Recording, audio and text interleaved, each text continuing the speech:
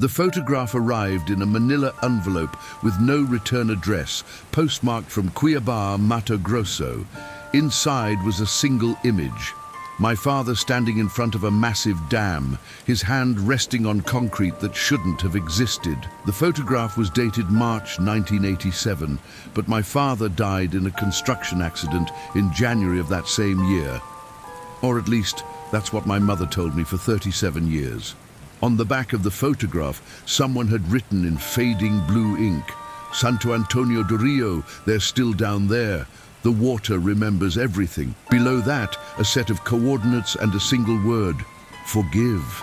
I am Carlos Mendes, 55 years old, a civil engineer who spent my career building the infrastructure of modern Brazil. Highways, bridges, hydroelectric projects across the Amazon and Cerrado. I've moved earth and redirected rivers, transformed landscapes in the name of progress. But I never knew that my father, José Mendes, was part of the most horrific construction project in Brazilian history. I never knew that beneath the pristine waters of the Lago Santo Antônio reservoir, 347 people are entombed in concrete, sacrificed to meet an impossible deadline that could never be delayed. Santo Antônio do Rio doesn't appear on modern maps. It was a small town in the Pantanal region of Mato Grosso, population around 2,000, established in the 1950s when the government was pushing development into Brazil's interior. The town existed for 30 years on cattle ranching and subsistence farming, unremarkable and forgotten by the outside world. Till 1986, when the government announced plans for the Santo Antônio hydroelectric dam, a massive project that would flood the valley, displace the town, and generate power for the rapidly industrializing Central West region. The residents were promised relocation, compensation, new homes in a planned community 50 kilometers away. Standard procedure for hydroelectric projects. The town would be evacuated, the dam built, the valley flooded, and Santo Antônio do Rio would join the dozens of Brazilian towns that live only in memory and beneath water. But something went catastrophically wrong, and my father, a construction supervisor on the project, knew about it, and it killed him. Or maybe he killed himself. I'm still trying to understand which. The envelope contained more than just the photograph.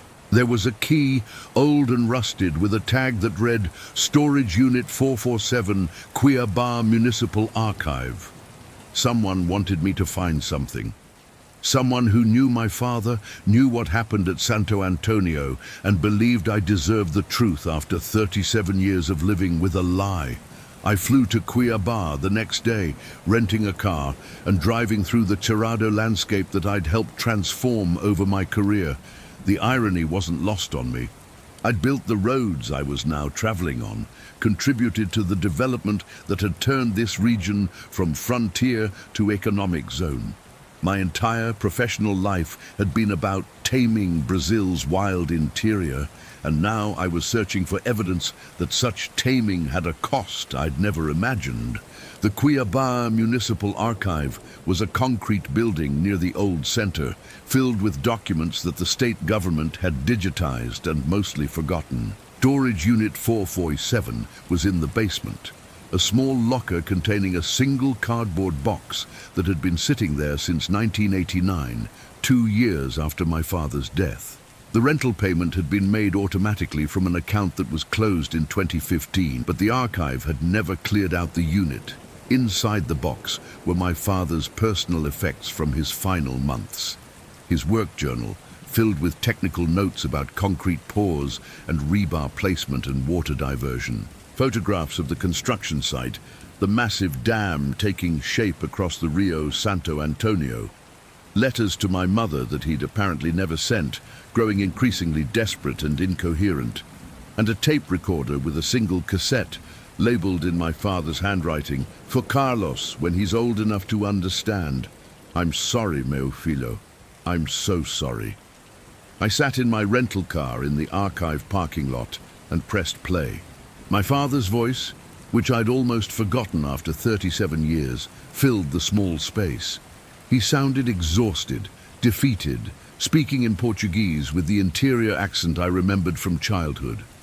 Carlos, if you're hearing this, it means someone finally had the courage to tell you the truth about Santo Antonio do Rio. I'm recording this on March 28, 1987. In 3 days, I will be dead. Not from an accident, as your mother will tell you. I'm going to kill myself because I can't live with what I've done, with what I was part of, with the choice I made when I should have refused. He paused, and I heard the sound of liquid pouring, the scrape of a glass on a table. The Santo Antonio Dam project was cursed from the beginning. The timeline was impossible. The government wanted it operational in 18 months, half the time any competent engineer would say was necessary. But there were elections coming, politicians needed to show progress, and the construction company had connections, had paid the right bribes, had promised the impossible. So we worked around the clock, 3 shifts, cutting every corner we could find. Another pause, longer this time. The town was supposed to be evacuated by December 1986. Every family relocated, every building cleared, the entire valley empty before we closed the diversion tunnels and let the reservoir fill. But the relocation program was a disaster. The government didn't have the new houses ready. The compensation payments were delayed. The residents refused to leave, staged protests, blocked the access roads, and the deadline didn't move. January 15th, 1987. The dam had to be operational. The contracts had penalty clauses. The politicians had made promises. And the company decided that the deadline mattered more than human lives. I had to pause the tape, my hands shaking so badly I nearly dropped the recorder. I knew what was coming, could feel it building like a wave about to break, but I needed to hear him say it. I pressed play again. On January 8th, 1987, the construction director called a meeting of senior supervisors. There were 12 of us. He told us the situation. 347 people still in Santo Antonio do Rio, refusing to leave, with only 7 days until we had to close the diversion tunnels. If we waited, if we delayed the deadline, the company would face bankruptcy from penalty clauses. If we forced evacuation, there would be violence, media attention, investigation of all the corners we'd cut, all the safety violations we'd ignored. The director presented a third option. My father's voice broke, and I heard him weeping, the sound of a man who'd carried unbearable weight for too long. He said the town was in the deepest part of the valley. When the reservoir filled, it would be under 90 meters of water. No one would ever see it. No one would ever know. If we closed the diversion tunnels on schedule, if we let the water rise while people were still there, the government could claim the residents had been evacuated, that any remaining individuals were trespassers. The company would meet its deadline, the dam would be operational, and 347 people would simply disappear. The tape continued with my father describing the vote. 12 senior supervisors, 11 of whom voted yes. My father was the only one who voted no, who argued that mass murder couldn't be justified by construction deadlines, that they should delay, face the consequences, accept the financial penalties rather than commit atrocity. But he was outvoted, and then they made him an offer. They gave us each 2 million cruzeiros, more money than I'd make in 10 years of work. They said it was hazard pay, compensation for our silence, insurance that we'd never speak of what happened. They said the residents of Santo Antonio were mostly poor, mostly illiterate, people who wouldn't be missed, people who had no powerful relatives or connections. The world wouldn't care if they vanished beneath a reservoir that would power hospitals and factories and homes across Mato Grosso.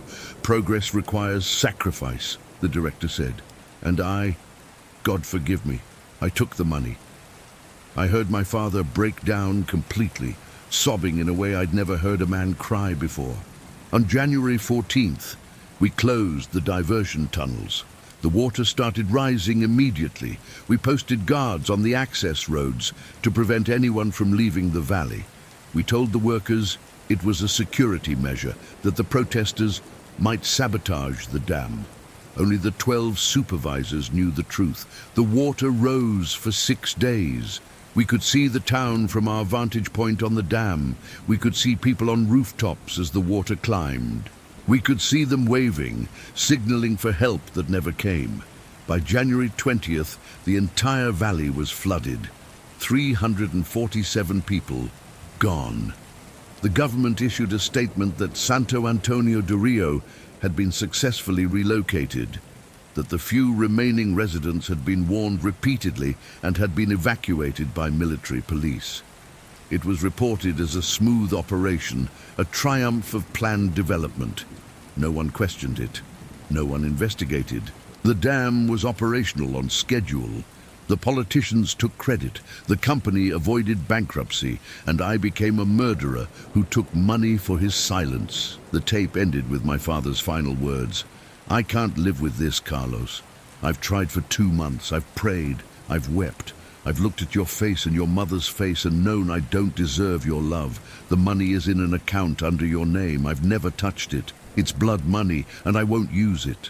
Maybe someday you can do something good with it. Something that honors the people I helped kill. I'm sorry I won't be there to watch you grow up. I'm sorry I'm leaving you and your mother, but I can't carry this anymore. The water is rising in my dreams. I see their faces. I hear them calling for help, and I did nothing. I took money and did nothing. Forgive me if you can. I can't forgive myself." The tape ended with the click of the recorder being turned off. My father had killed himself 3 days later, in a way that was staged to look like a construction accident, so my mother would get his insurance payout and his pension. The other 11 supervisors had apparently helped make it convincing, their final act of cooperation in a conspiracy that had already claimed 347 lives. I sat in that parking lot for 2 hours, processing the magnitude of what I'd learned. My entire understanding of my father, my childhood memories of him as a gentle man who died tragically, my career choice to follow in his footsteps as a civil engineer, all of it was built on a lie. He wasn't a victim of an accident. He was a mass murderer who'd chosen cowardice and money over humanity, and then chosen death over living with that choice. The next step was obvious but terrible. I had to go to Santo Antônio, to the place where my father had helped drown an entire town. The reservoir was still there, still generating power, still serving the cities and industries of central Brazil. It appeared on maps as Lago Santo Antônio, a pristine body of water popular with fishermen and tourists, marketed by the State Tourism Board as an ecological paradise. No mention of the town beneath the water, no memorial for the people who died there. Just silence and the efficient hum of turbines converting the force of water into electricity. I drove northwest from Cuiabá into the Pantanal region, following roads that became progressively worse until I was on dirt tracks that barely qualified as passable. The landscape was stunning, the Cerrado giving way to the seasonal wetlands of the Pantanal, enormous sky meeting flat horizon in every direction.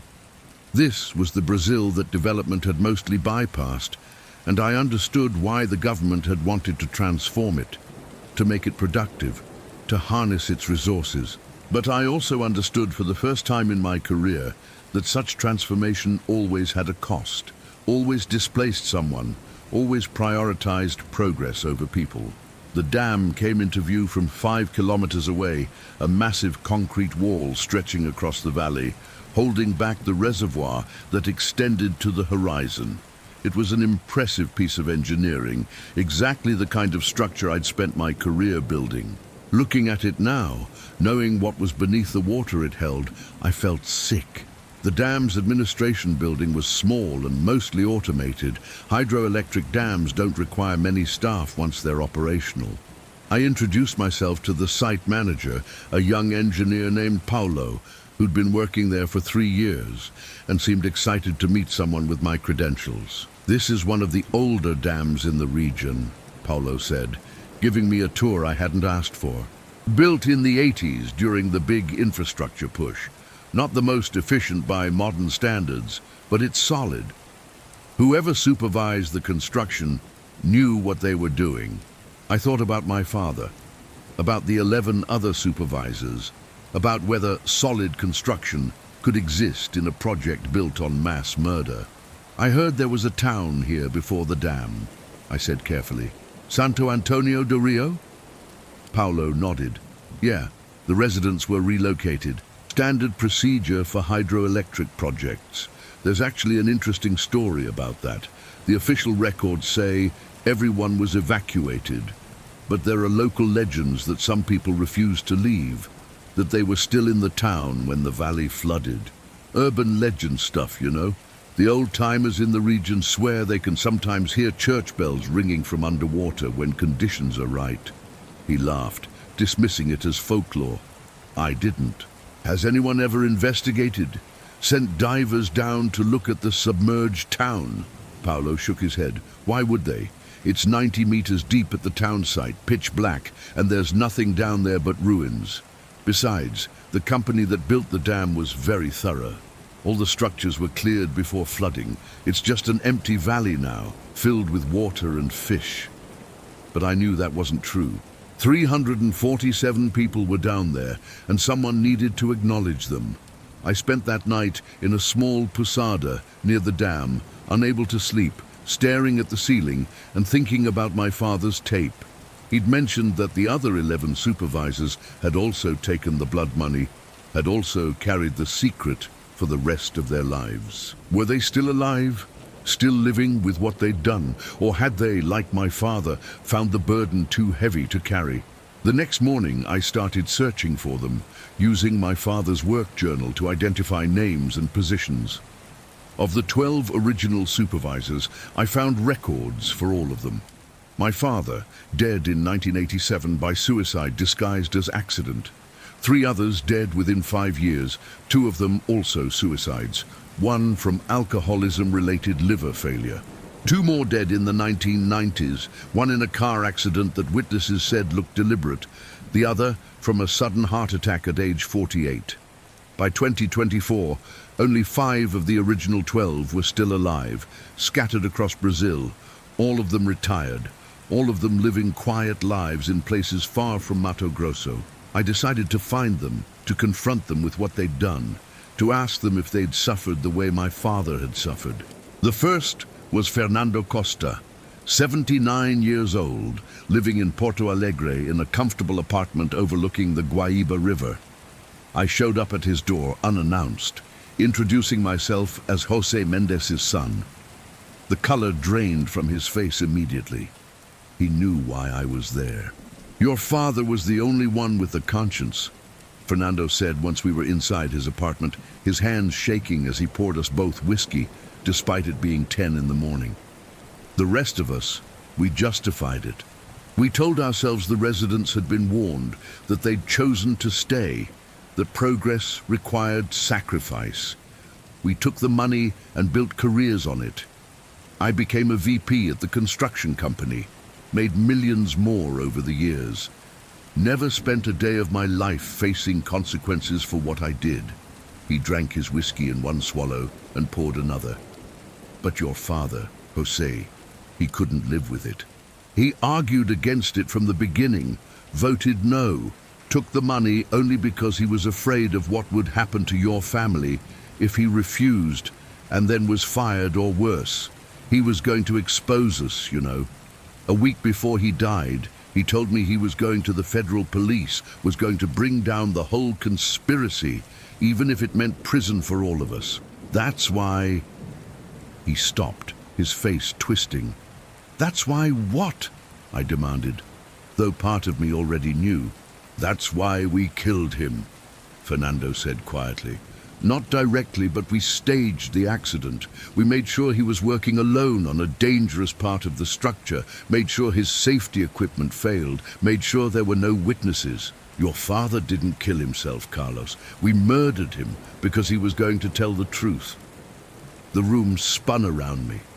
Everything I'd believed, even the terrible truth I'd learned from the tape, was still wrong. My father hadn't been a coward who'd taken money and then killed himself out of guilt. He'd been a man who'd tried to do the right thing and been murdered for it. "Why are you telling me this now?" I asked, my voice barely steady. Fernando looked at me with eyes that held 37 years of guilt. "Because I'm dying. Cancer, 6 months left maybe. And I want someone to know the truth before I go. I want someone to understand that what we did at Santo Antônio wasn't just a construction decision.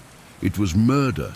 347 people in the town, and one more who tried to save them." He pulled out a folder from a drawer. "These are the names and addresses of the other 4 survivors, the ones who are still alive, still carrying the secret. Go talk to them, record their confessions, and then decide what to do with the truth." Over the next month, I visited the other 4. Each conversation was similar. Old men facing death, carrying unbearable guilt, desperate to confess to someone who would understand the magnitude of what they'd done. They told me details my father's tape hadn't included. How they'd monitored radio frequencies and heard the residents of Santo Antônio calling for help as the water rose, begging for rescue that never came. How they'd seen boats on the reservoir in the weeks after flooding.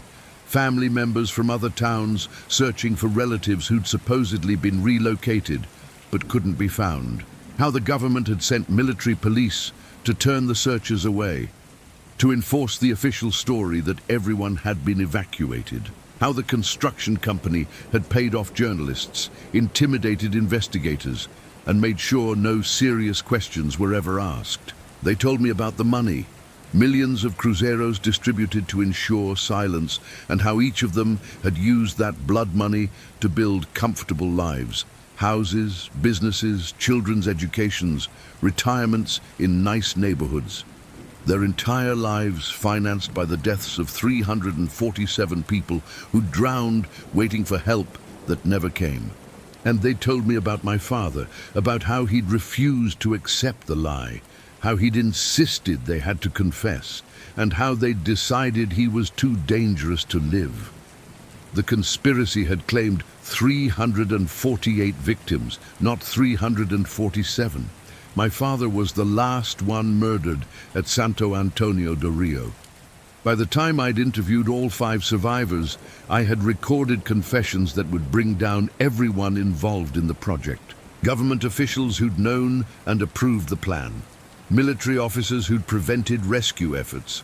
Journalists who'd been paid to bury the story. Construction company executives who'd made the final decision to proceed with flooding while the town was still occupied. It was a conspiracy that reached the highest levels of state government in Mato Grosso and involved federal officials who'd authorized what they knew was mass murder. But I also understood why it had remained hidden for 37 years. The people involved were powerful, connected, and had every reason to keep the truth buried beneath 90 meters of water. Exposing them would be dangerous. It would be a battle against institutions that had spent decades covering up their crimes, and I wasn't sure I had the strength to fight it.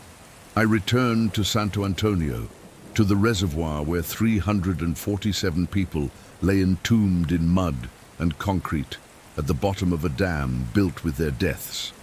I hired a diving team, professional underwater investigators who didn't ask too many questions when I paid them well. "We're looking for evidence of structures," I told them. "The town that was supposedly cleared before flooding. I want to know what's really down there." The divers spent 3 days exploring the deepest part of the reservoir, using sonar and underwater cameras to map what remained of Santo Antônio do Rio. What they found was devastating. The town hadn't been cleared. Every structure was intact, exactly as it had been in January 1987. Houses with furniture still inside, the church with its bell tower, the school, the market, and in many of the buildings, human remains. Skeletons in bedrooms, in attics, on rooftops, where people had climbed to escape the rising water. 347 people who died waiting for rescue, whose bodies had never been recovered, never been buried, never been acknowledged. The divers brought up evidence, personal effects, photographs, a child's toy, items that proved people had still been living in Santo Antônio when the valley flooded. They brought up bone fragments that could be DNA tested, that could identify the victims and connect them to families who'd spent 37 years wondering what happened to relatives who supposedly relocated but were never heard from again. And they brought up something else, documentation, waterproof safes in the municipal office building containing records that showed the government had known the town wasn't evacuated, had known people would die, and had ordered the flooding anyway. Evidence that would prove, beyond any doubt, that Santo Antônio do Rio was the site of one of Brazil's worst massacres, hidden beneath a hydroelectric dam that still generates power for the region. I spent a week agonizing over what to do with this evidence. I could go public, expose the conspiracy, demand justice for the victims and my father. But the people involved were old or dead. The construction company had dissolved decades ago, and the dam itself was critical infrastructure that powered hundreds of thousands of homes. Exposing the truth would accomplish what? Punishment for elderly men already dying? Acknowledgement of a massacre that couldn't be undone? The destruction of a dam that was, objectively, providing important public benefit? Or I could stay silent, as others had stayed silent, and let the dead remain buried beneath water that flowed efficiently through turbines, converting tragedy into electricity. I thought about my father, about his final attempt to do the right thing that cost him his life. I thought about the residents of Santo Antônio do Rio, who trusted that the government would protect them, that the construction company would honor its promises, that the rising water would stop before it reached them. And I thought about my own career, 30 years of building the infrastructure of modern Brazil, moving people and changing landscapes in the name of progress. How many other Santo Antônios had there been? How many other places where human cost was considered acceptable for the greater good? How many other secrets were buried beneath the roads and dams and bridges I'd helped create? In the end, I decided my father would want the truth told, regardless of the consequences. I compiled everything, my father's tape, the confessions of the 5 survivors, the underwater documentation, the evidence of government cover-up. I organized it into a comprehensive report that named names, documented crimes, and demanded accountability. Then I sent it to every major news organization in Brazil, to international human rights organizations, to the federal prosecutor's office, to the families of the disappeared residents whose relatives had supposedly relocated but never been found. The response was explosive. Within a week, it was the biggest news story in Brazil. Investigations were launched. The 5 surviving supervisors were arrested, though 3 died before facing trial. Government officials resigned. The construction company's successor corporation faced massive lawsuits. And the dam, the beautiful, efficient dam that had been operating for 37 years, was shut down pending a full investigation of the massacre it was built on. The political fallout was immense. Elections were affected. Governors lost their positions. The federal government was forced to acknowledge that a state-sanctioned massacre had occurred, that 347 people had been deliberately drowned to meet a construction deadline.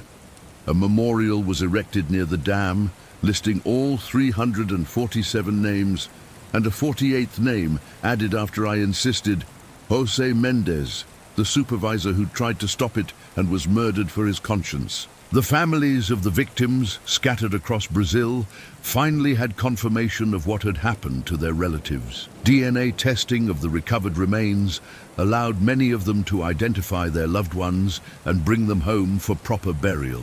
Some bodies couldn't be recovered, too deep or too degraded, and they remain in Santo Antônio do Rio, beneath 90 meters of water, eternal witnesses to the cost of progress without ethics. The dam itself became the center of national debate. One side argued it should be demolished, that it was a monument to mass murder that should be destroyed and the town's remains exposed. The other side argued that destroying it would punish the current population that depended on its power, that the best memorial was to let it continue operating while acknowledging what it was built on. The debate is ongoing, and I don't have an answer. But I know this. Every time someone in Mato Grosso turns on a light or charges their phone or uses electricity from that grid, they're benefiting from 347 deaths that should never have happened. That's the truth of development in Brazil and in every country that prioritized progress over people. Someone always pays the cost, and usually they're the ones with the least power to refuse. I'm 55 years old now, the same age my father was when he died. I've spent the last 3 years dealing with the aftermath of the Santo Antônio revelation, testifying at trials, speaking with victims' families, trying to make sense of what my father's final act of courage cost him and what it accomplished. I've retired from civil engineering. I can't build anymore, can't participate in projects that might repeat the sins of Santo Antônio, can't look at a dam or road or bridge without wondering what was sacrificed to create it. Instead, I work with human rights organizations, investigating other potential massacres hidden in Brazil's rapid development. There are dozens of cases. Indigenous communities displaced by hydroelectric projects and never heard from again. Workers buried in construction accidents that were covered up. Towns relocated that never arrived at their destinations. Brazil's infrastructure is built on concrete and steel, and the unacknowledged bodies of people who stood in the way of progress. My father tried to stop one atrocity and was killed for it. I'm trying to expose the others, to make sure the dead are finally counted, finally named, finally mourned. It's not enough. It will never be enough. But it's what I can do with the time I have left and the blood money my father left me that I'm now using to investigate the crimes he died trying to expose. The envelope that started this, the photograph and the key and the coordinates, came from one of the 5 surviving supervisors. Fernando Costa sent it to me 3 months before he died, his final act of confession and atonement. He knew I was a civil engineer, knew I'd understand the technical details, knew I had the resources and knowledge to investigate what he was too cowardly to expose himself. He used me to tell the truth he couldn't tell on his own. I'm grateful and furious about that in equal measure. The residents of Santo Antônio do Rio are still down there, 90 meters beneath the surface of a reservoir that looks beautiful in photographs. Fishermen still work the waters above them. Tourists still visit the dam and take pictures of the impressive engineering. The turbines still spin, generating megawatts that power homes and hospitals and factories across the region. And beneath it all, 347 people who drowned because a construction company decided its deadline was more important than human lives. This is their story. This is my father's story. This is the story of what happens when progress becomes more valuable than the people who are displaced by it, when efficiency matters more than ethics, when the powerful decide that some lives are acceptable losses in the march toward development. Brazil has a phrase, ordem e progresso, order and progress. It's written on our flag. It's the foundation of our national identity. But Santo Antônio do Rio is a reminder of what those words can cost when they're pursued without compassion, without conscience, without acknowledging that order and progress built on mass murder is neither orderly nor progressive. The dam still stands. The debate about its future continues. The families of the victims have organized, demanding either its demolition or its permanent transformation into a memorial site. The government has promised inquiries and investigations and justice, but justice delayed for 37 years is justice denied, and I don't expect any outcome that truly honors the dead. But I tell their story. I say their names. I make sure that anyone who uses electricity from that dam, anyone who drives roads built during that era, anyone who benefits from the infrastructure boom of 1980s Brazil knows that it was built with blood as well as concrete. That's not metaphor. That's literal truth. 347 people were drowned to keep a construction deadline. My father was murdered to keep that crime secret.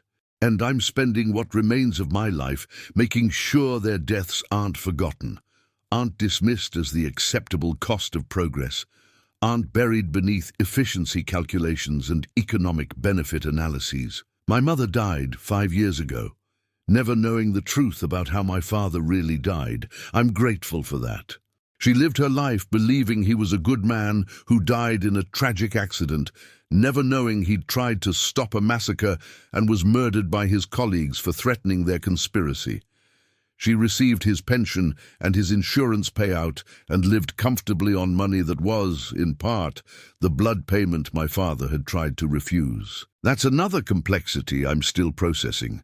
How many people's comfortable lives are financed by crimes they don't know about, by suffering they never witnessed, by choices made by others that they benefit from without awareness? I drive past dams now and wonder. I cross bridges and think about who was displaced. I travel on highways and question what was destroyed to create them. It's a paranoid way to live, seeing ghosts in every infrastructure project. But Santo Antônio taught me that the ghosts are real, that they're everywhere, that Brazil's rapid development left bodies behind that we've never properly counted. Last week, I received another anonymous envelope. Inside was a photograph of a different dam, in a different region, with a different town visible in the valley before flooding. On the back, someone had written, Três Corações, Bahia, 1991. They said everyone was evacuated here too. They lied here too. Can you help? I'm 55 years old. I'm tired.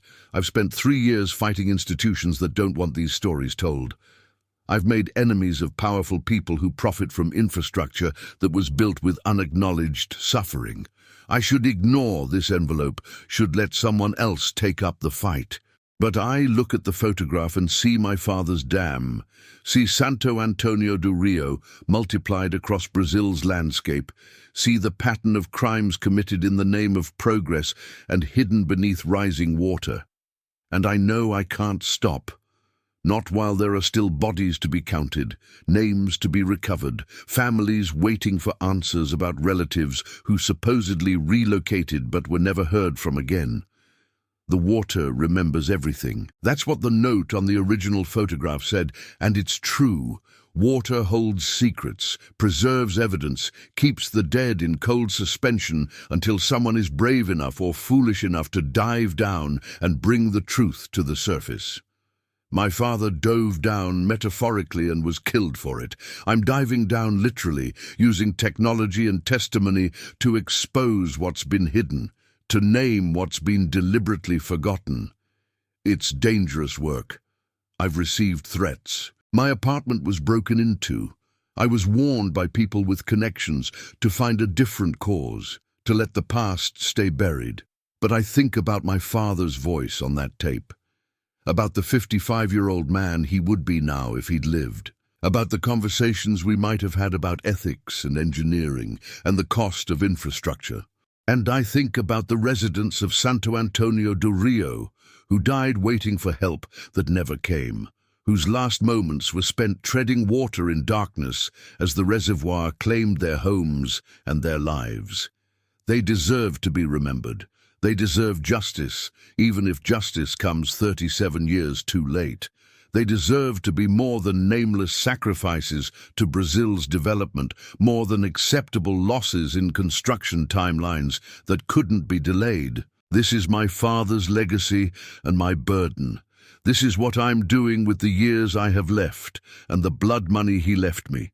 Telling stories about the dead who were deliberately forgotten, exposing crimes that were buried beneath water and concrete and official lies. It's not the engineering career I imagined. It's not the life I planned. But it's the life I'm living now, and I'm living it for my father and for 347 people in Santo Antônio do Rio who deserved better than they got. The dam still generates power. The lights still shine. The progress continues, but now at least we know what it cost. Now at least we say their names. Now at least, when someone turns on a light powered by Lago Santo Antonio, they have the opportunity to know that 347 people died to make that possible. Whether they choose to know, whether they choose to care, that's not something I can control. But I've given them the choice, and that's more than anyone gave the residents of Santo Antonio do Rio. Order and progress. Those words on our flag. Those principles we build our nation on. I've learned they're not innocent concepts. They're choices we make about whose order, whose progress, and who pays the cost when the two come into conflict. Santo Antônio do Rio chose progress over people. The construction company chose deadline over lives. 11 supervisors chose money over conscience. My father chose truth over safety, and it killed him. I'm choosing memory over silence, and I don't know yet what it will cost me, but I know I'm making the right choice. I know my father would be proud, and I know that somewhere beneath 90 meters of water, 347 people are finally being acknowledged, finally being mourned, finally being given the dignity they were denied in life. That's not justice. Justice would have been preventing their deaths. Justice would have been prosecuting the killers before they died of old age. Justice would have been my father surviving to see his conscience vindicated. But it's something. It's acknowledgement, it's truth. And sometimes, when justice is impossible, truth is the best we can offer the dead. The water remembers everything, and now, finally, so do we.